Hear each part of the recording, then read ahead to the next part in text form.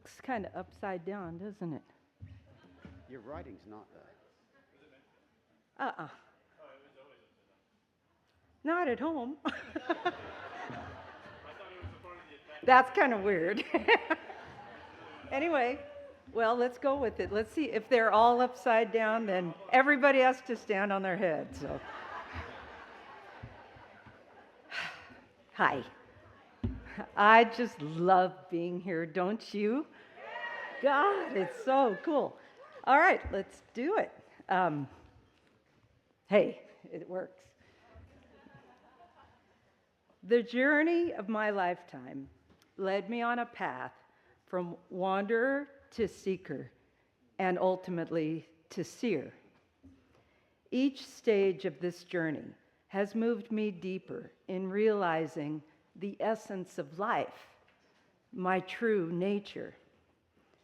Through life experiences, this pure essence offered me undeniable freedom.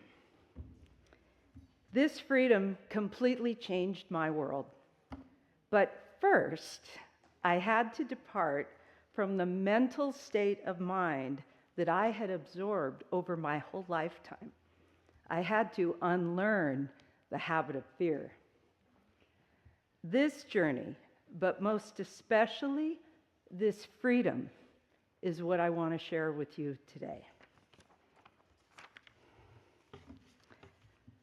The wanderer began her journey in the 1960s, where free love and psychedelic drugs were popular to explore. I was the youngest child of a single mother of 4. The most influential person in my life was my mother. Yet, I longed for independence. I became emancipated and I moved out on my own at the age of 15. I started searching.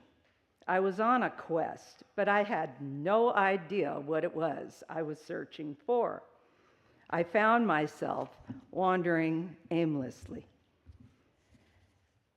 Now, looking back, it would seem I was looking for love, but I was looking in all the wrong places.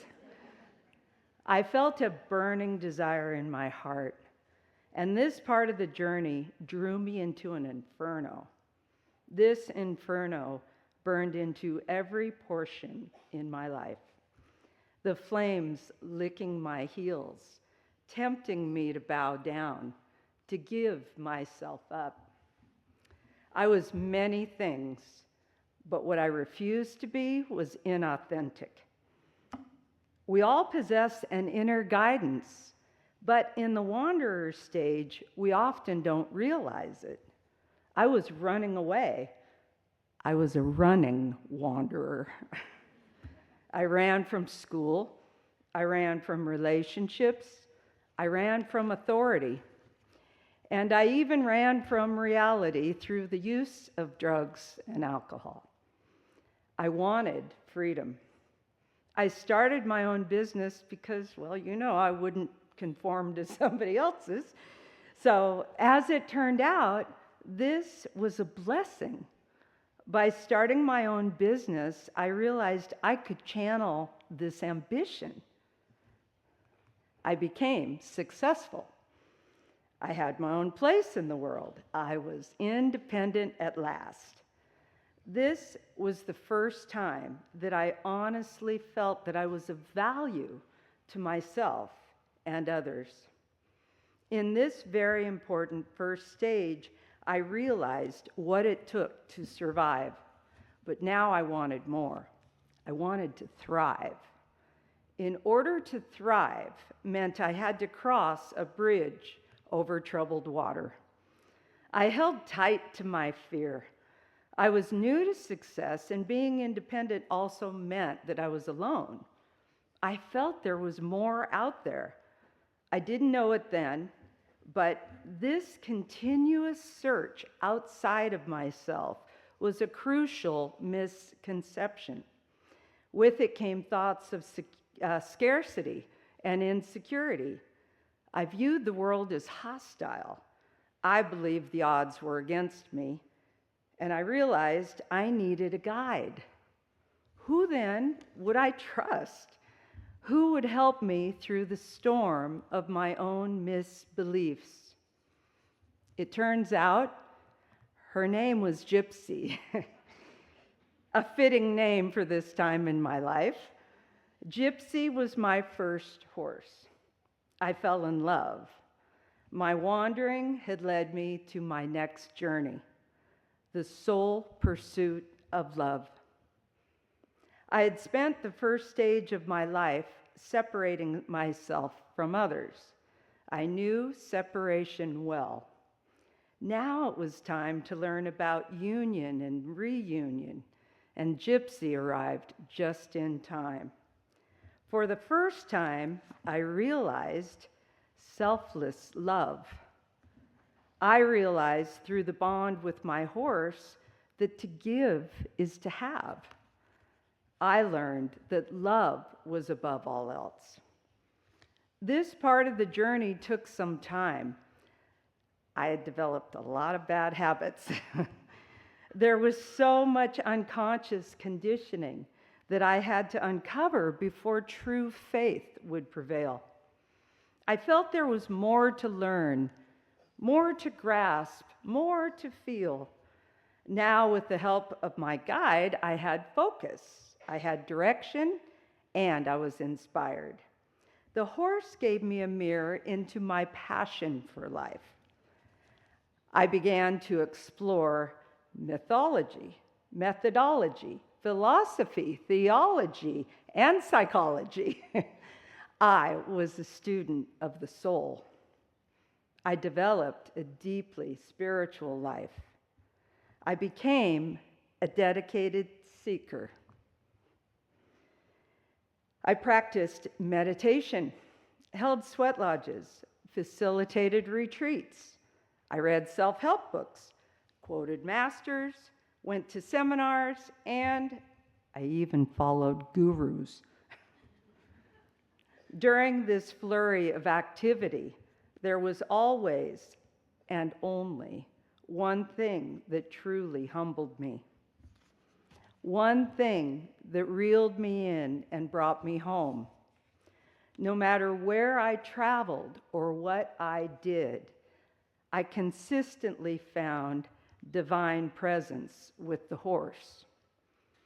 The horse was my chosen one, the one I had faith in, the one I revered. I made my relationships with horses the predominant study in my life. I was no longer searching for love. I was living it. The horse brought me to see my true essence and offered a profound purpose for my journey. I wanted more. Once again, I needed a masterful guide. This was when I met Ray Hunt. I was back in school, but this time it was of my own choosing. Ray had something that I'd never seen in a man or a teacher. He had presence. I saw this presence as strength, and I was drawn to Ray like wind in a sail. Ray spoke the words that echoed my truth. He stated clearly, "The horse is life." Somehow I felt this. I felt what it was he was saying. I was determined. For years to come, I was a devout student of horsemanship. I learned, I grew, and I advanced. Yet time and again, I fell back into my old habitual thoughts. Fear would come to call, and I believed my doubts. I believed I could never be enough. I was knee-deep in duality. This was when I asked the question that changed my life forever. You want to know what it is? Is love enough? The answer came in the form of another question. Enough for what? With this, I self-realized I realized I could never do enough to be enough. I've talked faster, I think. I realized that trying and being don't necessarily coexist. The truth is, I am. There it was, the shortest, most powerful words ever spoken, and they landed right in the heart of my quest. There it is. I surrendered. I took an inventory of my life and I wrote my story. I wrote about my journey, my perils, and my experiences of a gradual awakening. Perfect practice is the story that led me to let go of my story. Letting go of my story didn't mean I lost myself. It was just the opposite. Without the story, I was free. Each day was brand new. Releasing the story meant my perspective began to shift from subjective to objective, and this is where freedom entered the game. I'd like to share how this feels with you rather than tell you about it. Would you guys be willing to do a little exercise with me? Yes. Cool. All right, then. Here we go.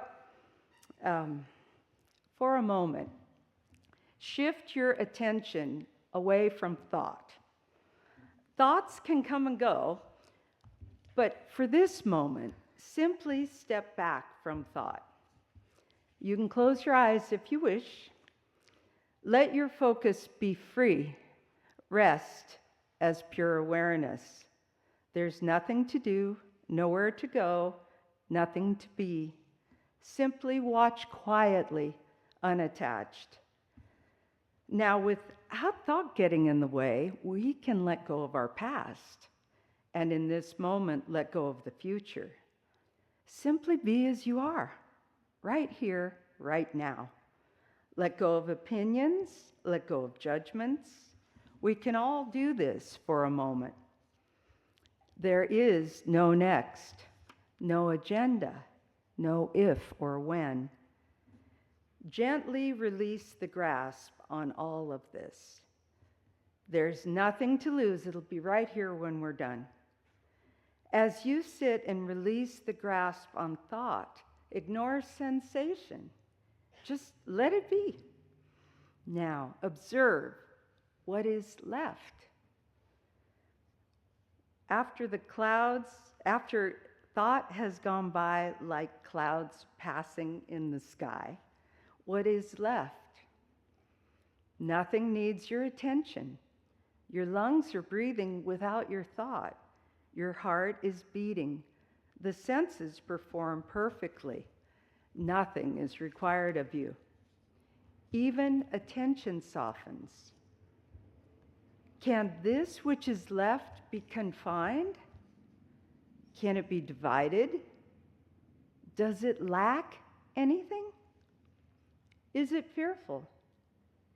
Now, one last question. Is there a sense of freedom or peace in this recognition? This is a simple exercise. It takes no effort, no time, not even practice. Everyone can do this. What is left behind the curtain of thought is the infinite source of existence. This source is not limited to humans. It is the same source that grows the trees and moves the seas. This is life. Now, feel free to pick up your thoughts. Do they still hold the same value? Just look. I found when I loosen my grip on thoughts, this open awareness guides me. This practice offered the shift from seeker to seer. It seemed like it happened in a flash, yet it was the culmination of my lifetime. It came with grace. There I was on a dark winter night, awaiting the newest member of our herd. We had bought the orphaned foal of Ray Hunt's last mare. Her name is Grace. It was that moment when she stepped off the trailer that I understood in practice what it was to see rather than seek. Grace stepped out into the dark, and together we walked into the brightly lit barn. She entered this brand new space in the most fearless and peaceful way. Grace walked into her corral, surrounded by her new herd, and quietly started to eat. It had been a long journey. As she nibbled on bites of grain, she actually began to fall asleep. I vowed in that moment to never get in the way of her true nature. In other words, I would not let my agenda get in the way of Grace. This was my message. My story ended here because to see clearly, I had to let it go. No longer would I be separate. Life is love. It is complete. It doesn't need me to create it. From that night on, the unity I feel with horses infinitely expands. The constrictions have been lifted. I quit having to have the answers. Now I listen for what life has to offer. The next challenge was to apply this to the rest of the world. Horses are easy, but the mirror of humanity is great. And this is a required curriculum. For freedom to be real, it must be complete. It can't just be with horses. To faithfully live as Grace, I had to face the ego. The human ego is the great trickster. His language is ancient. His veil is made of shame, blame, and guilt, and his opinions mask as truth. I had to realize that I am not a victim of his world because his world is simply unreal. The trickster is a ghost. He defends an illusion. This I came to see. No longer was I swayed. I know the way home. I have Grace. When I release the stronghold of thought, what is left is Grace. Grace fills the space. In fact, Grace is the space. Without my opinion about other people's opinions, I see clearly we're all in this together. Life takes care of life.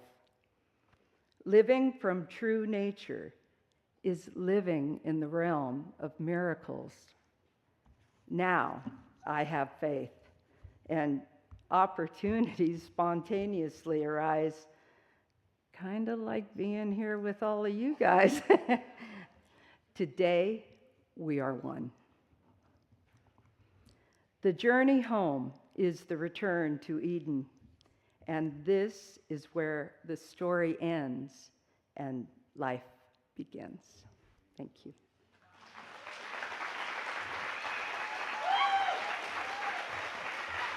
Thank you.